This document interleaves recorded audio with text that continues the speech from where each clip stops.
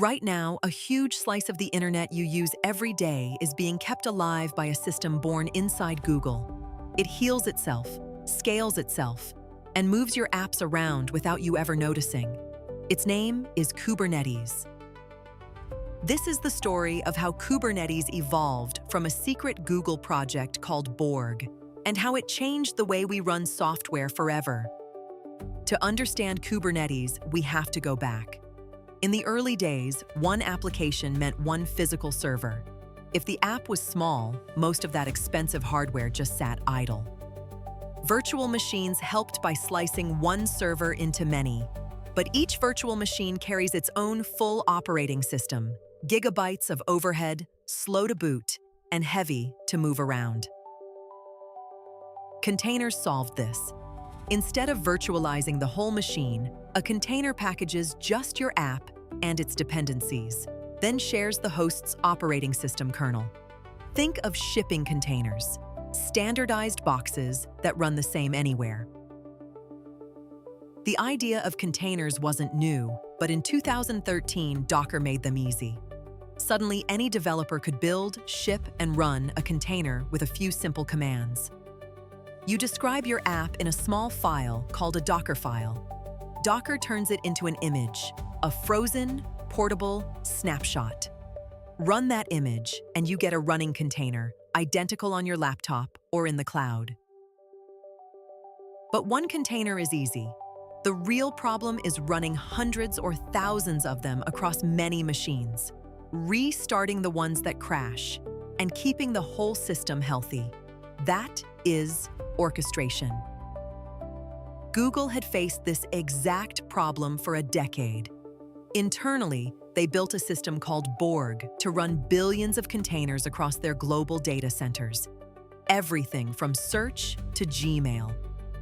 In 2014, a small team of Borg engineers rebuilt those hard-won lessons as an open-source project, written in Go.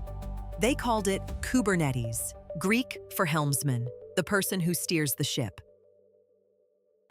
Kubernetes works on a simple but powerful idea. You declare the desired state of your system, and Kubernetes constantly works to make reality match it. Tell it you want 5 copies of your app, and it makes sure 5 are always running. A Kubernetes cluster has 2 parts. The control plane is the brain, making decisions. The worker nodes are the muscle, actually running your containers. You talk to the brain through the API server. It stores everything in a database called etcd. The scheduler decides which node runs each workload, and controllers run those endless reconciliation loops. Here's a surprise. Kubernetes doesn't run containers directly. It runs pods. A pod is a wrapper around one or more tightly coupled containers that share the same network and storage. Think of a pod like an apartment. The containers inside are roommates sharing one address and utilities. But pods are disposable. If one dies, Kubernetes doesn't fix it.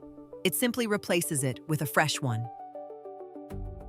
Since pods come and go, you rarely create them by hand. Instead, you create a deployment. You declare how many replicas you want, and it manages the pods for you.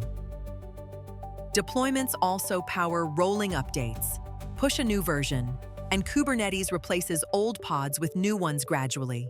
No downtime. If something breaks, you roll back with a single command. But there's a problem. Every time a pod is replaced, it gets a new IP address. How does anything find it? The answer is a service, a stable name and address in front of a changing set of pods. A service is like a company's front desk phone number. Employees come and go, desks change, but you always dial the same number and get connected to whoever's available. Services handle traffic inside the cluster, but users are outside. Ingress is the smart gateway that routes web traffic from the internet to the right service, based on the URL or host name. Ingress also handles HTTPS certificates and TLS termination, so all your apps sit safely behind one secure front door instead of exposing each service directly. traffic isn't constant, Kubernetes can scale automatically.